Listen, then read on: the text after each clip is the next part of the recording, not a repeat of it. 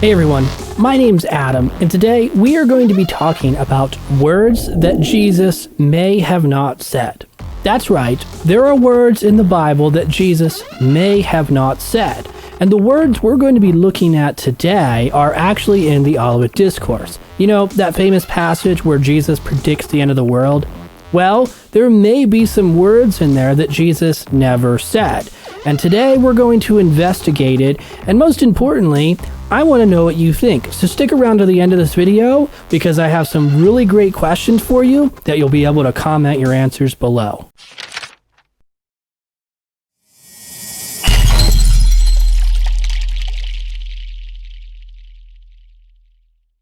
Hey, welcome to Scholar U. Be sure to click subscribe and the bell notification so you never miss a video. So today we are going to be talking about words that Jesus may have not said. Now this is going to be a little bit controversial because pretty much in America there are two groups of people. There are the evangelical Christians, and they pretty much say that there's absolutely nothing wrong with the Bible, nor can there be anything wrong with the Bible. In fact, there was a doctrine that was developed in the early 70s called the doctrine of inerrancy, and basically the point of that doctrine was to explain the doctrine of inspiration. In other words, the idea behind this is pretty simple. Since the Bible is the inspired word of God, aka it was written by God, then therefore it cannot have errors in it. And so the doctrine of inerrancy means without error, was developed in the early 70s. Basically, all these evangelical leaders got together, they had a conference for a couple of months, and then they came up with this doctrine. Now, the statement that they put out in the early 70s is quite bizarre, and it's a little bit circular if you actually look at it. Basically, what they're saying is that the Bible cannot be wrong because the Bible is not wrong. That's sort of the reasoning behind it. You know, the statement, when all the facts are known and everything comes together and blah, blah, blah, blah, blah, and it's read into historical context, and therefore it's not going to be proven wrong because it's not wrong. Well, this is a very interesting statement. I'm not really sure why they decided to go with this official statement, but it is a little bit circular, and it's not necessarily the best explanation of inerrancy because, number one, we don't have all the facts, and we're never going to know all the facts. There are just some things about the Bible we're never going to know. So if that's what they're hinging inerrancy upon, us knowing the facts, well, then therefore it's not inerrant. So it's a hard definition to tackle with. And again, why they decided to go with this official definition or statement is really beyond me. I am a big advocate for updating this doctrine of inerrancy and improving it because it does in fact have some circular reasoning in it. Anyways, the point is, that is the first group of people. They say the Bible does not have errors because it cannot have errors. And so therefore, if there is an error, since we believe there is no error, we're not going to accept that there is in fact an error. That's literally how they think about the Bible. That's the first group of people. The other group of people are pretty much people who just say, well, I don't know, there may be errors, there might not be errors, whatever. It doesn't really matter. This is where things get a little bit interesting because lots of different people get thrown into this group, and lots of different people have different types of religious backgrounds and religious beliefs in this circle, and so it's really hard to sort of pinpoint this group and identify these kinds of people. Simply because there's so many different kinds of people who sort of subscribe to this idea that there are errors in the Bible. Some of them are scholars, some of them are not scholars, some of them are pastors, some of them are not pastors. I think you kind of get the idea here. There's a lot of different kinds of people who have lots of different kinds of views about the Bible in terms of errors in the Bible.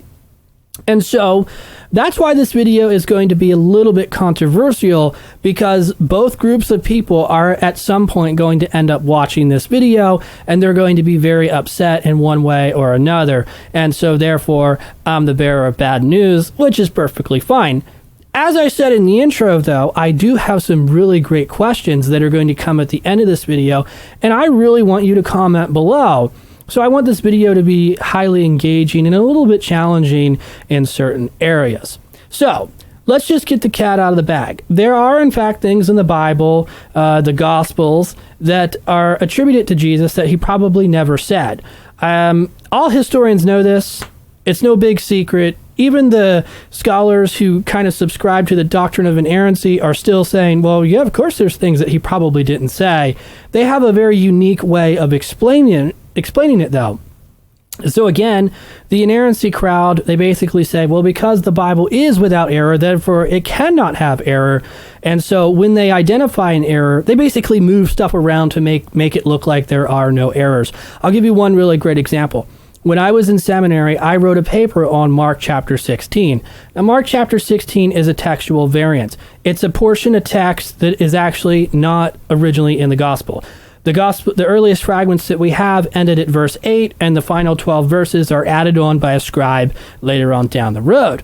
What's interesting, though, about those last verses is that information comes from other places in the canon, the New Testament. It comes from the places like Paul's writings and the book of Acts. And so what this author did is he went to these other writings and he took those concepts and basically just wrote it down to finish off the end of the gospel.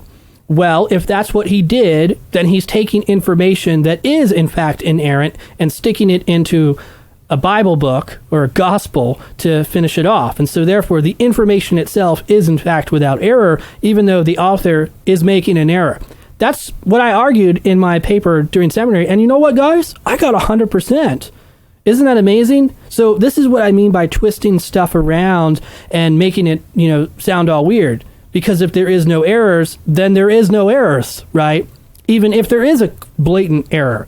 So it's a very complex problem, if you will, and it gets very complicated very quickly, and of course it gets very controversial because when you start twisting stuff around like that, is it actually inerrant?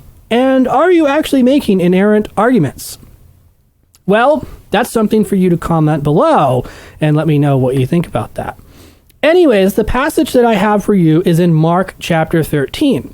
And the reason why I want to talk about this passage is because there's a good possibility that Mark is quoting something that Jesus probably never said. I mean, it's a very high possibility. Let me show you the passage, and we're going to talk more about it after I show it to you. So let's take a look. But you, watch out for yourselves. They will hand you over to councils, and you will be beaten in the synagogues. And will have to stand before governors and kings because of me, for a witness to them is what you're going to be. And the gospel must first be preached to all nations. And whenever they arrest you and hand you over, don't be anxious about anything, because whatever is given to you at that hour, it is from the Holy Spirits. And brother will hand over brother to death, and father his child, and children will raise up against their parents, and they will put them to death, and you will be hated because of my name. But the one who endures to the end will be saved.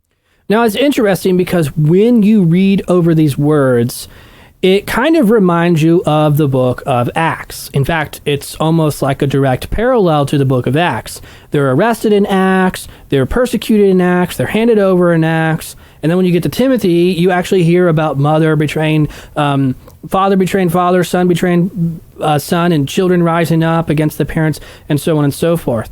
And so it really begs the question, are these actually words that Jesus spoke, or are these words that came from somebody else that were falsely attributed to Jesus? And this is actually a question that we must answer. You just can't simply say, well, of course he said it, it's in the Bible. That doesn't work. It doesn't work at all, because when you come into a problem like this, where we can clearly see that there are other passages that are referring to the same type of thinking, it really begs the question, especially when we know that Mark's gospel was written around 70 AD. Now, let me just talk to you about the criterion that scholars use to determine whether or not Jesus said something. First of all, there's the criterion of embarrassment, which basically just says that it has to be embarrassing to the author or to the character in the story. And the reason why they want to do this, or they want to see embarrassing details in the text, is simply because if it's not embarrassing, then that means that somebody changed the story. I'll give you a good example of what I mean. If I were to tell a story about my life and I were to give really embarrassing details, then it's probably, or at least very likely, that that story is true. But if I go back and I rewrite the story and I take the embarrassing details out because I don't want to embarrass myself, then that story is obviously highly exaggerated and probably not close to being true, or at least the truth in the story is much harder to see. So this is what scholars look for in the text.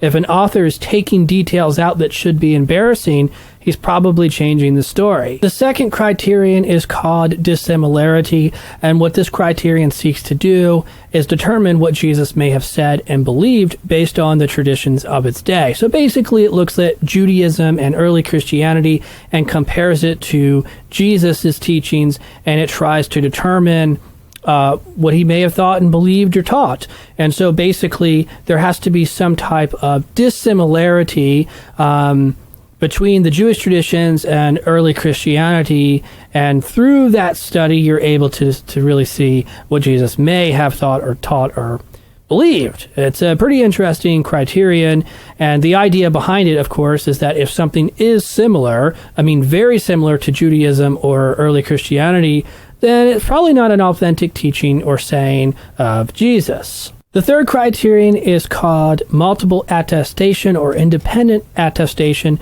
and basically this criterion is multiple sources. So having one writing is not good enough. We need more than one writing, and the more writings, the better. And so when we look at the Gospels, for example, there are 4 accounts: Matthew, Mark, Luke, and John.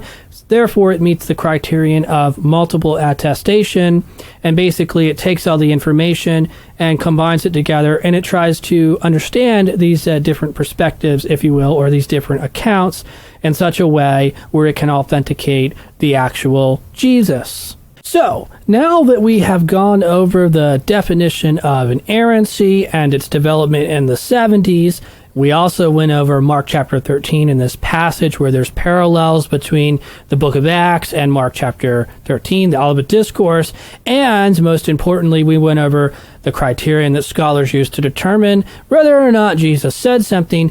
It's your turn to comment below and tell me what you think.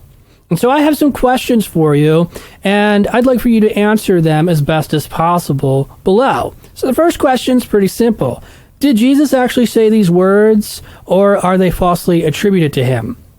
Secondly, how does the criterion that scholars use to determine whether or not Jesus said something actually works with the Mark chapter 13 passage that I showed you?